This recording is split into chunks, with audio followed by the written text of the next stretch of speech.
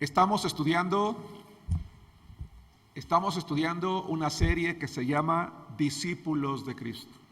Esta serie, Discípulos de Cristo, tiene como propósito recordarnos y exhortarnos a cada uno de los creyentes a recordar la responsabilidad que tenemos delante de Dios de entregar nuestras vidas de manera plena.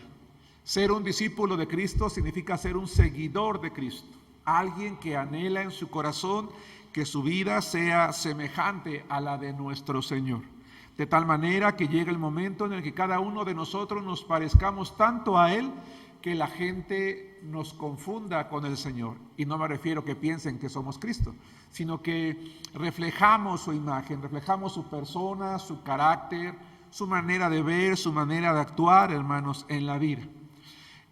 Hubo un momento en la vida del Señor Jesucristo durante su ministerio terrenal que Él dio un sermón muy conocido, muy bello, que se conoce como el Sermón del Monte.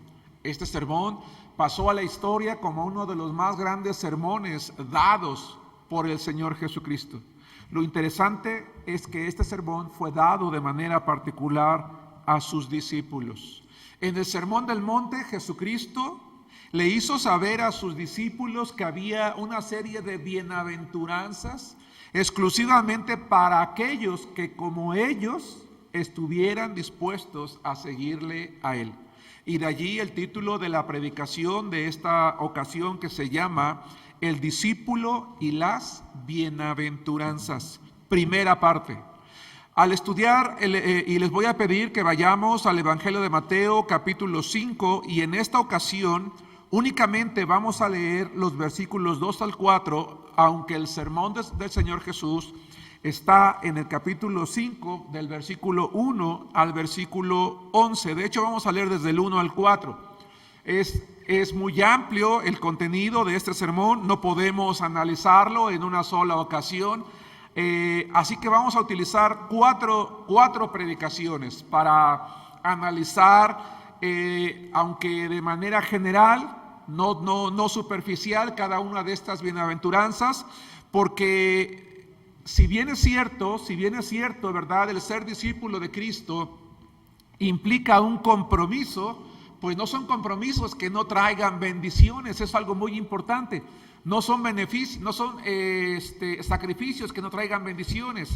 A través de este sermón, Jesucristo les dice a sus discípulos, o les quiere hacer saber a sus discípulos cuáles son las bendiciones que les esperan, siempre y cuando ellos caigan o practiquen cada una de las cosas que vamos a ver el día de hoy. Dice la palabra de Dios en el Evangelio de Mateo 5, versículos 1 al 4. Viendo la multitud, subió al monte, y sentándose vinieron a él sus discípulos. Ahí está. Este mensaje es para ti, es para mí, así como fue para los discípulos de Jesucristo. Y abriendo su boca les enseñaba diciendo: bienaventurados los pobres en espíritu, porque de ellos es el reino de los cielos. Bienaventurados los que lloran, porque ellos recibirán consolación.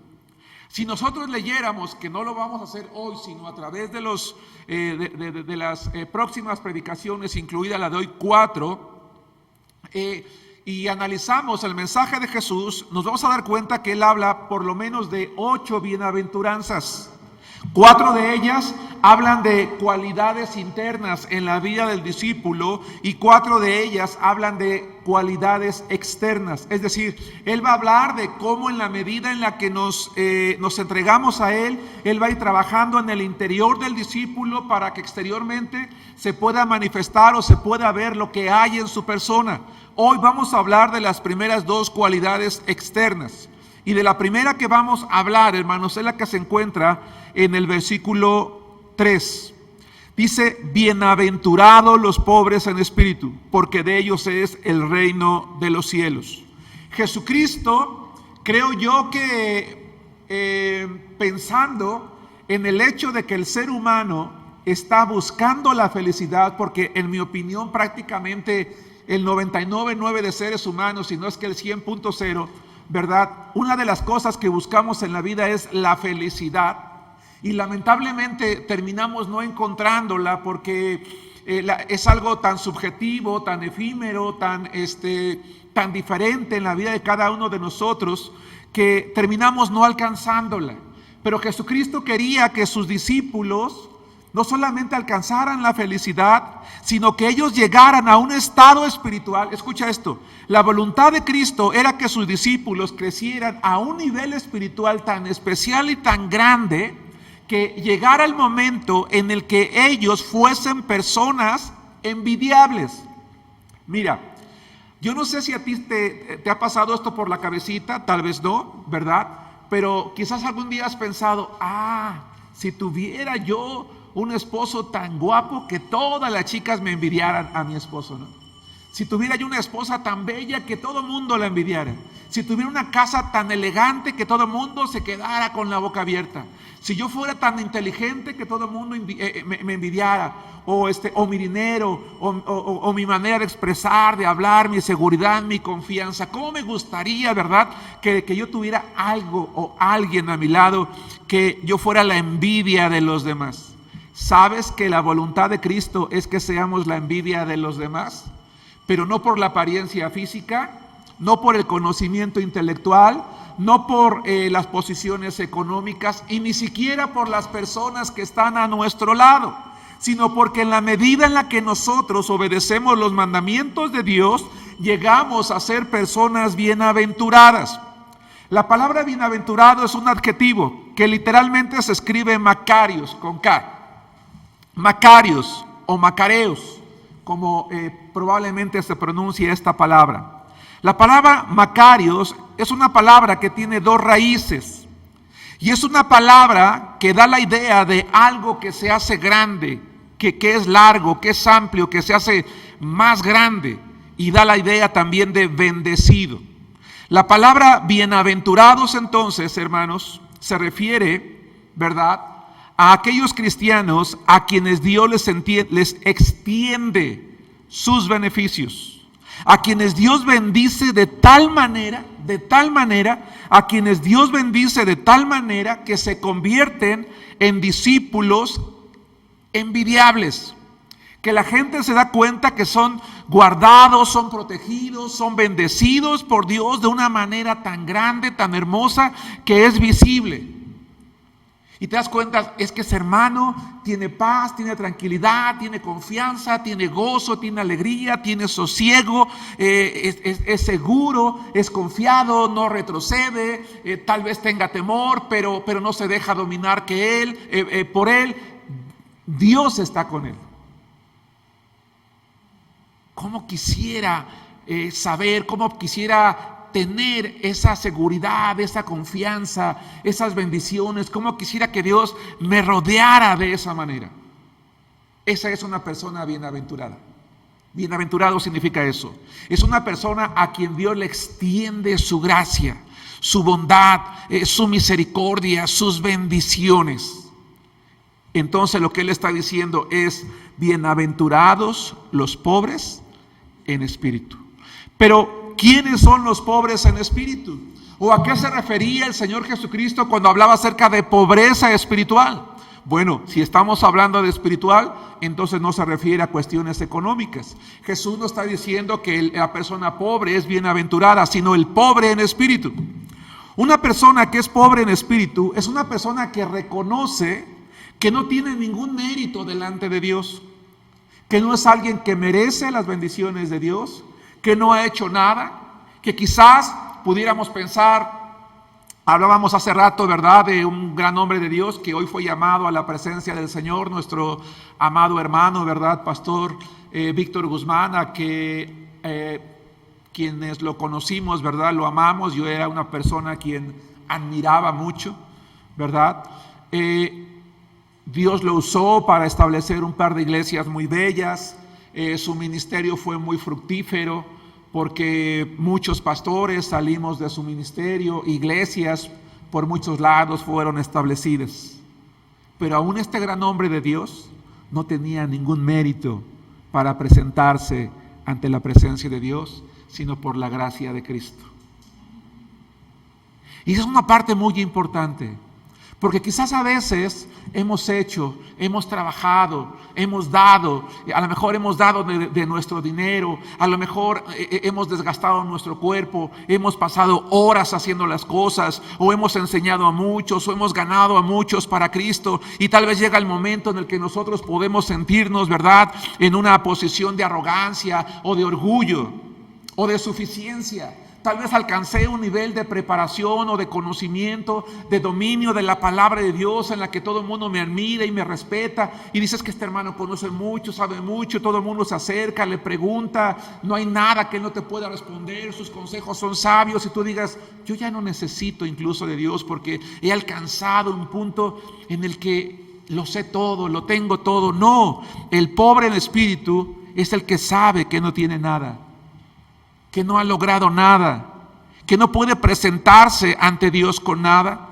que su única posición más valiosa es Cristo, que lo más valioso que tiene en su vida es Cristo, que lo más hermoso que ha recibido es la salvación del Señor y que no puede hacer nada.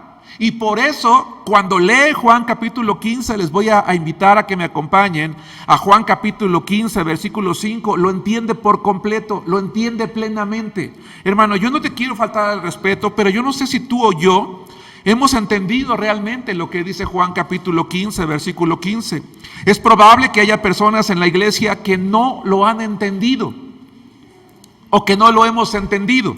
Dice la palabra de Dios en Juan capítulo 15, versículo 5, está hablando el Señor Jesucristo, dice, yo soy la vid, ustedes los pámpanos. El que permanece en mí y yo en él, es decir, este que permanece lleva mucho fruto, porque separados de mí nada pueden hacer. El discípulo, ¿verdad?, que es pobre en espíritu, entiende que no puede alejarse del Señor. Dices, yo no puedo alejarme de Cristo, no puedo alejarme de su palabra, no puedo dejar de orar, no puedo dejar de asistir a la iglesia, no puedo dejar de compartir, no puedo dejar de mirar a mi Señor, ¿verdad?, como la persona más humilde para recibir de Él misericordia, porque si no me moriría. Es triste cuando un cristiano, ¿verdad?, cuando los chicos de repente están llorando porque ya su novio los dejó, la novia ya los dejó. Ya, no, es que si me dejas yo me muero. O voy a decir algo con mucho respeto, ¿verdad? Tenemos un ser amado que a lo mejor está enfermo y decimos, es que si se me muere no sé, ponle un nombre, yo me muero. Yo me muero si se muere mi padre, si se muere mi hermano. Yo me muero si se mueren mis hijos. Bueno, si tú te mueres y se mueren tus hijos, entonces revisa tu corazón, porque entonces tú has deificado a tus hijos, los has colocado en el lugar de Cristo.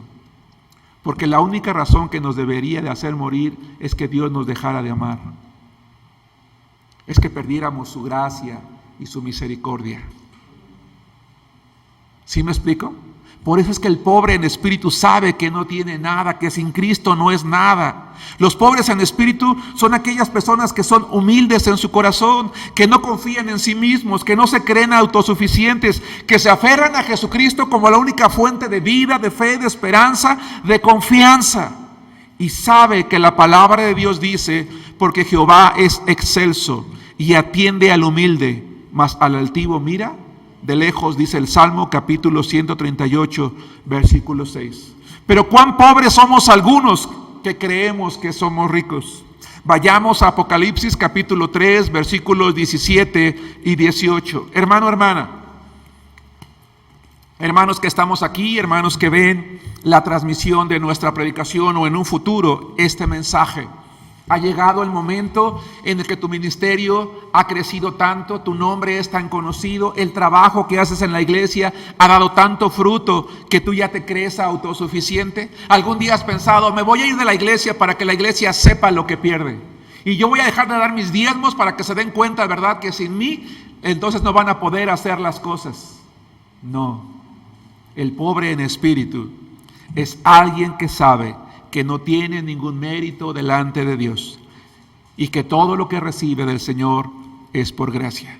Apocalipsis capítulo 3, versículo 17 dice: porque tú dices, yo soy rico y me he enriquecido y de ninguna cosa tengo necesidad, y no sabes que tú eres un desventurado, miserable, pobre, ciego y desnudo.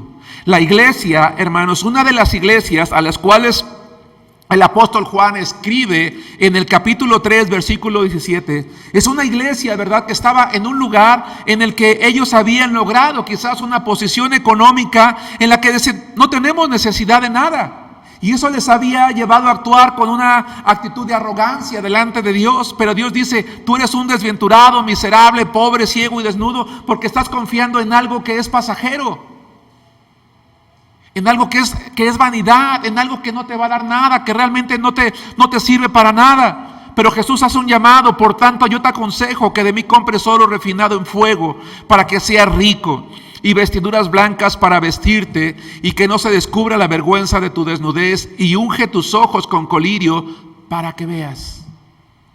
Hermanos, seamos cristianos, hombres, mujeres, familias, que trabajemos por el bienestar de nuestros seres amados, por el bienestar de nuestros hijos, para tener una mejor carrera, una mejor posición. Está bien, pero digámosle al Señor: Señor, ayúdame a crecer en este mundo, y sin embargo, que yo jamás crea que no te necesito. Que a pesar de eso, yo me vea como una persona pobre delante de ti. Y que cuando yo tenga la oportunidad de hacerlo, yo te dé a ti, a tu casa, a tu obra, lo que tú mereces. Y si necesito desprenderme de todo, dame el valor de poder hacerlo. Y cuando lo haga, que no crea que entonces soy merecedor de tu gracia más que los demás. Bienaventurados los pobres en espíritu, dice la palabra de Dios. Porque un pobre en espíritu es una persona que se viste de Cristo. Nadie esperaría ser un buen discípulo de Cristo si no es pobre, primero que nada, en espíritu. Nadie puede ser un buen discípulo de Cristo si llega el momento en el que cree que no necesita de Dios. Ninguna iglesia puede estar llena de discípulos si algún día cree que ya no le necesita para seguir adelante. En alguna ocasión ustedes me han escuchado este testimonio. En una reunión de pastores, un pastor se subió al púlpito a predicar y habló acerca de lo bien organizada que estaba su iglesia. Y dijo: nuestra iglesia está tan bien organizada, tiene ministerios tan eficientes, hermanos tan bien preparados, que si aún el Espíritu Santo no estuviera con nosotros, seguiríamos funcionando muy bien. Yo no sé si este pastor fue consciente de lo que dijo, pero lo que él estaba diciendo es algo completamente terrible. Esa es la arrogancia del ser humano. Esa es la arrogancia, ¿verdad?, en la que tú y yo podemos caer. Pero el bienaventurado en espíritu mira siempre a Cristo, se vacía completamente de Él. Nos vaciamos completamente de nosotros, nos vaciamos completamente de nosotros para llenarnos completamente de Él. En un sermón último, hablaba yo acerca del principio del vaciamiento. Y decía yo que vaciarnos de nosotros mismos, hermanos, es una de las cosas más difíciles que como seres humanos podemos hacer, pero que cuando lo llegamos a hacer, entonces somos llenados de Cristo.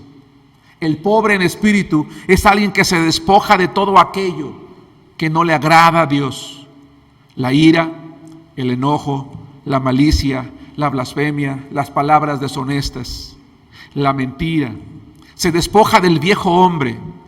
El discípulo, hermanos, que pretende ser pobre en espíritu, se reviste del nuevo hombre, el cual conforme a la imagen del que lo creó se va renovando hasta el conocimiento pleno de Cristo. Entiende que no hay diferencia en la iglesia, que no hay clases sociales. Se viste como escogido de Dios, como un hombre, una mujer santo, santa, amados, de entrañable misericordia. Son personas de benignidad, de humildad, de mansedumbre, de paciencia, como dice Colosenses capítulo 3, versículos 8 al 12. Ese discípulo que es pobre en espíritu es alguien, dijo en una ocasión una persona, que está a la puerta de la misericordia de Dios. Porque Jesús dijo que de ellos es el reino de los cielos. Hermano, acompáñame por favor a Hebreos capítulo 4, versículo 16.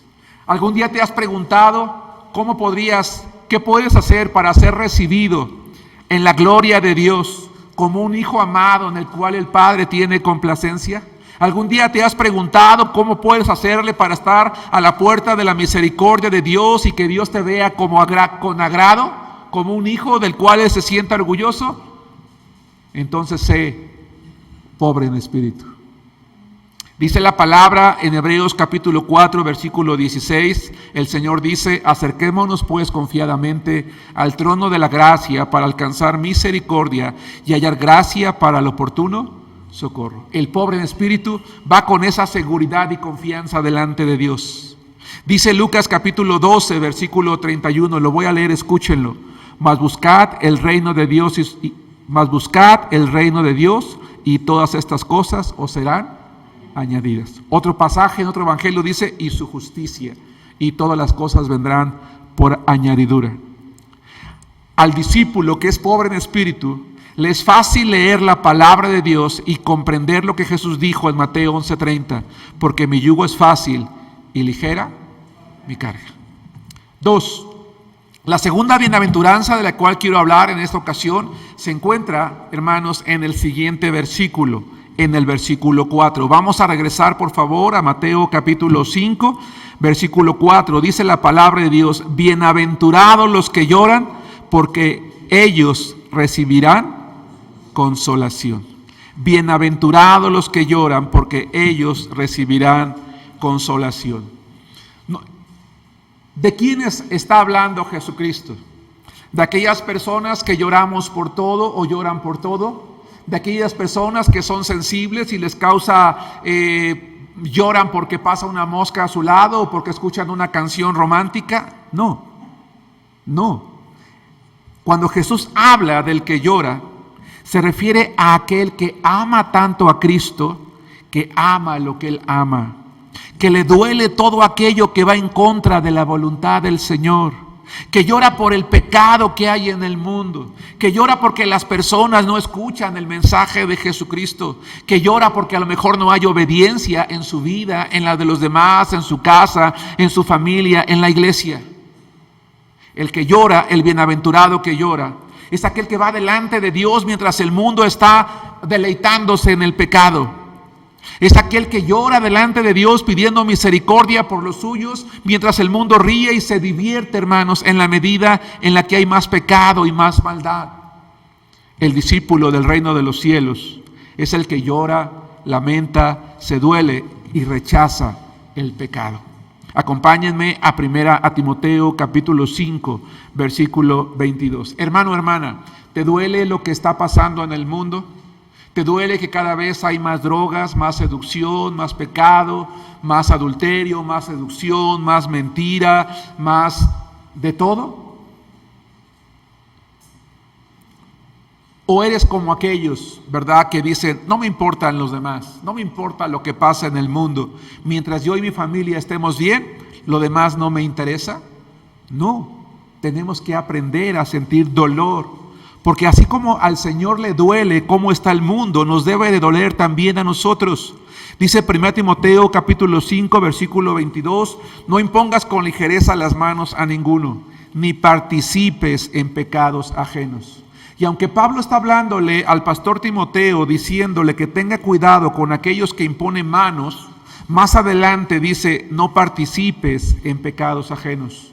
Es decir, que el cristiano que ama a Cristo, que se duele por el pecado, que llora por el pecado y que es bienaventurado porque ama lo que Dios ama, es alguien, hermanos, que rechaza completamente estar en el lugar donde están las personas, hermanos, que se regodean de la maldad.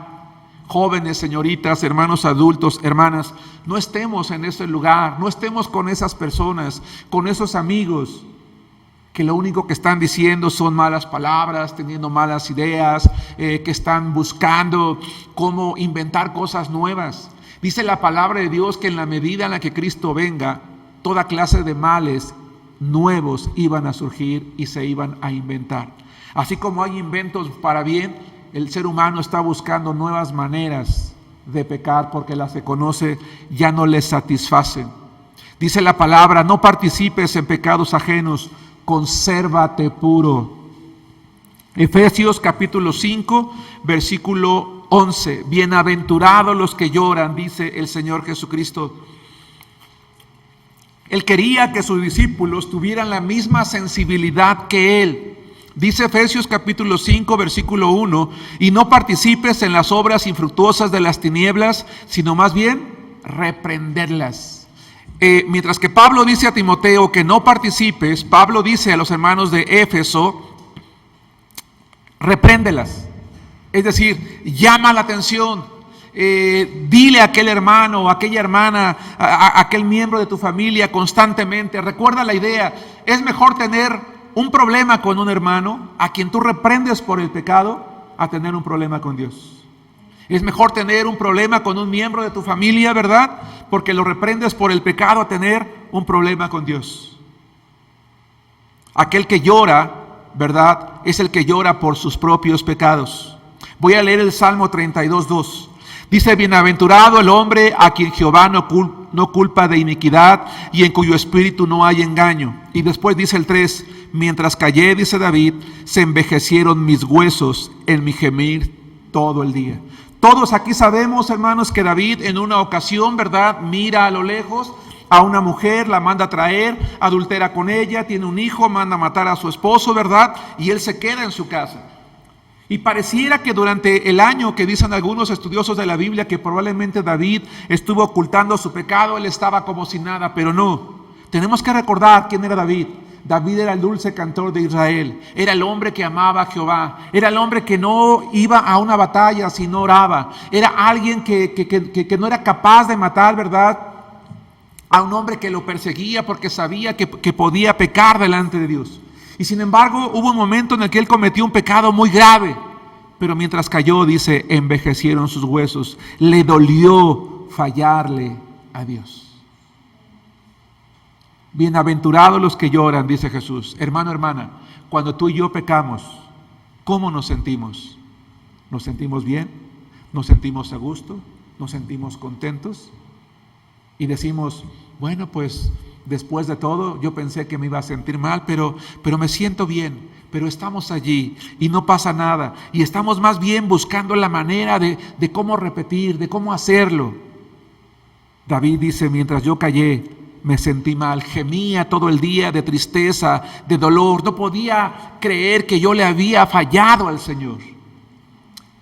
¿Cuál es una prueba de que tú y yo estamos siendo discípulos de Cristo? Que cuando pecamos nos sentimos mal delante de Dios, nos duele, no estamos satisfechos, no estamos contentos, nos llenamos de tristeza, de dolor, de angustia. Dice el Salmo 51:12: vuélveme el gozo de tu salvación y espíritu noble me sustente. La alegría de David, ¿de dónde procedía, hermanos? De su comunión con Dios. Y cuando esa comunión con Dios se rompió a causa del pecado, él le dice al Señor: devuélveme el gozo de tu salvación. Hermanos, decía yo hace rato que lamentablemente existe la probabilidad, y probablemente muy alta, de que muchos hermanos en la iglesia no hemos entendido las bienaventuranzas. Queremos ser bienaventurados, pero no las hemos entendido. Porque no somos pobres en espíritu, porque no lloramos por el pecado, porque no nos duele no solamente el pecado de los demás, sino ni siquiera el nuestro. Ni siquiera nos provoca la mayor sensibilidad. Pero Jesucristo dice: bienaventurados los que lloran, y lloran porque saben que el pecado te ata, te esclaviza, te atrapa, te destruye. El cristiano que está siendo un discípulo llora cuando ve a los demás encerrados en el pecado y en la maldad. Dice Lucas, a donde sí les pido por favor que me acompañen, Lucas capítulo 19, versículos 41 al 44, lo siguiente: Estamos hablando, hermanos, del discípulo y las bienaventuranzas. Y decía yo en la parte introductoria, mientras ustedes se encuentran en Lucas 19:41, que ser discípulos de Cristo implica un gran sacrificio, implica grandes compromisos delante de Dios, implica dejar muchas cosas. Pero decía yo también, hermanos, que el dejar muchas cosas también trae muchas bendiciones. El Señor quiere, ¿verdad?, que aquel que es pobre en espíritu, que aquel que llora por el pecado, ¿sí?, lo haga desde dentro de su corazón, porque ama a Cristo de tal manera que ama lo que Él ama, que permite que el Espíritu Santo tome el control de su vida de tal manera que quiere hacer la voluntad de Dios. Y es a ese hombre, a esa mujer, a quien Jesús va a extender sus bendiciones, a quienes va a alargar su misericordia, y lo va a hacer de tal manera que va a llegar el momento en el que lo va a colocar en una posición envidiable. Va a ser envidiado por los demás por la manera en la que el Señor protege su vida, le cuida. Recuerda que bienaventurado, que puede llegar a ser sinónimo de feliz, pero más que nada de espiritualmente próspero, no implica ausencia de dolor. No implica ausencia de pérdida. No, implica confianza plena en Dios. El Señor Jesús, decía yo hace rato, quiere que los discípulos de Él seamos como Él. ¿Cómo era Jesús? Dice Lucas 19:41. Y cuando llegó cerca de la ciudad, en este caso Jerusalén, al verla, ¿qué dice? Lloró por ella. ¿Por qué lloró Jesucristo por Jerusalén, hermanos? Dice Jesús, diciendo: oh, si también tú conocieses, a lo menos en este tu día, lo que es para tu paz. Mas ahora está encubierto de tus ojos, porque vendrán días sobre ti cuando tus enemigos te rodearán con vallado, y te sitiarán y por todas partes te estrecharán, y te derribarán a tierra y a tus hijos dentro de ti, y no dejarán en ti piedra sobre piedra, por cuanto no conociste el tiempo de tu visitación. Dios mismo hecho carne, en la persona de Jesucristo, estaba en Jerusalén.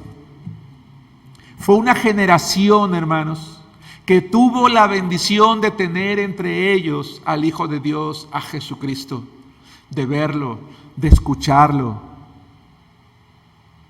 de ver lo que tú y yo ni siquiera podemos imaginar: su fisonomía, el tono de su voz, la fuerza de su carácter, lo bello de su dependencia del Espíritu. Pero el pecado de la gente la tenía cegada. Y Jesús, cerca, ¿verdad?, de la hora en la que Él tenía que ser entregado y morir a causa de los pecados, mira desde la montaña, hermanos, a Jerusalén y llora por ella. Y llora porque sabe que la destrucción es inminente. Y es inminente por el pecado. Hermanos, este mundo también va a ser destruido por el pecado. Hoy nos quejamos por una pandemia que ha matado ya a más de 5 millones de seres humanos en el mundo. Pero en los últimos tiempos, 2/3 partes de la población del mundo va a morir, hermanos. Así que 5 millones no son nada. Nos duele que esa gente muera sin Cristo. Nos duele que los jóvenes están en vicios, que las mujeres sean maltratadas en sus casas. Nos duele la pobreza, nos duele la maldad, nos duele la indiferencia, nos duele la desigualdad, nos duele la corrupción, nos duele, qué sé yo. Dice Jesús: bienaventurados los que lloran. Llora no solamente por su pecado, no solamente por el pecado ajeno, sino también llora por su incapacidad para librarse del pecado, porque ello le aparta de Dios. Vamos a Romanos capítulo 7, versículo 14. Dice Romanos capítulo 7, versículos 22 al 24. Corrijo. Llora por su incapacidad para librarse de la influencia del pecado. Romanos 7, 22 al 24. Pablo decía, porque según el hombre interior me deleito en la ley de Dios, pero veo otra ley en mis miembros, que se rebela contra la ley de mi mente y que me lleva cautivo a la ley del pecado que está en mis miembros. Miserable de mí, dice Pablo, ¿quién me librará de este cuerpo de muerte? A Pablo le dolía darse cuenta, hermanos, que había una lucha intensa. Dice, yo no quisiera ya fallarle a Dios, yo no quisiera pecar, yo no quisiera tener estas inclinaciones, no sé cuáles eran, pero Pablo tenía una lucha y se sentía miserable porque él no quería pasar por eso. Él deseaba tener un cuerpo, una mente, un espíritu completamente limpio para el Señor, en el cual no tuviera malos pensamientos, en el cual no tuviera una idea equivocada, en el cual no sintiera el deseo de hacer algo impropio, como quizás muchos de nosotros tenemos también. Yo los tengo, hermanos, soy humano. El problema no es ese. El problema es si nos entregamos a ellos. Si nos sentimos miserables y lloramos y le decimos, Señor, líbranos de este cuerpo de muerte. Toma el control, Señor, de mi mente, de mis pensamientos. No puedo dejar de ver esto, de pensar en aquello, de desear el otro, de correr al pecado, de practicar esto otro, Señor. Se han presentado oportunidades y honestamente yo he querido hacerlo. Me encuentro deseando eso. Y decirle al Señor, Señor, yo no quiero ser así. Yo no quiero tener esto en mi vida. Bienaventurados los que lloran, porque ellos recibirán consolación. Dice la palabra de Dios, hermanos, que Él nos consuela en todas nuestras tribulaciones. Dios no desea, hermanos, que vivamos una vida abrumada por la tristeza y el dolor, ni tampoco que tengamos siempre un corazón angustiado o quebrantado. No, Él quiere que levantemos, hermanos, nuestros ojos al cielo, ¿sí? Que tratemos de imaginar el rostro amante del Señor Jesucristo y que recibamos de Él el consuelo. El consuelo de saber, primero que nada, que si hemos pecado, Él nos puede perdonar. Dice 1 Juan capítulo 1, versículo 9, que si confesamos nuestros pecados, Él es fiel y justo para perdonar nuestros pecados y limpiarnos de toda maldad. Hermano, hermana, a lo mejor hemos cometido algún pecado delante de Dios y tú dices, bueno, hermano, yo había cuidado mi vida espiritual, yo había luchado con esto, pero he caído y ahora estoy desanimado y estoy quizás pensando que ya no soy merecedor de Dios, que tal vez yo no soy digno ni siquiera de venir al templo, de sentarme a escuchar la transmisión. Mejor yo creo que me voy a apartar un tiempo para ya no estar con esto, ensuciando a los hermanos. No. Dice la Biblia, bienaventurados los que lloran. Si tú como David te sientes quebrantado, te sientes dolido por el pecado, has perdido el gozo también, ora al Señor. Él es fiel para perdonar nuestros pecados y limpiarnos de toda maldad. Y eso es el mayor consuelo que podemos tener, el perdón de Dios. Uno de los consuelos que podemos tener, hermanos, y que nos debe de mover a sentir consolación, es que nos espera la gloria del Señor. Romanos capítulo 8, versículo 18 dice, pues tengo por cierto que las aflicciones del tiempo presente no son comparables con la gloria venidera que nosotros ha de manifestarse. Hermanos, si tú y yo lloramos por el pecado, por esta lucha contra la carne, no te preocupes, no es para siempre. Mantente luchando, mantente en la batalla. Cierra los ojos o cierra la boca o tápate los oídos o amarra tus pies o tus manos o detén tu cuerpo, no lo sé. Y si es algo que te atribula, no te preocupes, ¿verdad? Consuélate sabiendo que en la gloria venidera, en la que estaremos con el Señor, ya no sufriremos más de ninguna manera. Y finalmente somos consolados no solamente porque recibimos perdón, no solamente porque nos espera la gloria, sino que somos consolados porque tenemos en Dios un Padre que tiene el poder de consolarnos en medio de todo. Dice 2 Corintios 1, 3 y 4, bendito sea el Dios y Padre de nuestro Señor Jesucristo, Padre de misericordias y Dios de toda consolación, el cual nos consuela en todas nuestras tribulaciones, para que podamos también nosotros consolar a los que están en cualquier tribulación. A lo mejor el Señor en esa pobreza de espíritu que tú tienes, a lo mejor en ese llanto por el pecado, ¿verdad? En ese amor que tienes hacia los demás, ves a alguien, ¿verdad?, que está sufriendo y que no sabe de qué manera recibir el consuelo, de qué manera abandonar esa arrogancia tal vez que ha tenido delante de Dios. Abrázalo, ¿verdad? Y llévalo a los pies de Jesucristo de vuelta y dile: mira, ven de vuelta al Señor. Abandona esa actitud, esa arrogancia, ese amor por el pecado. El Señor está listo para consolarte, para perdonarte de todo pecado, para limpiarte de toda maldad.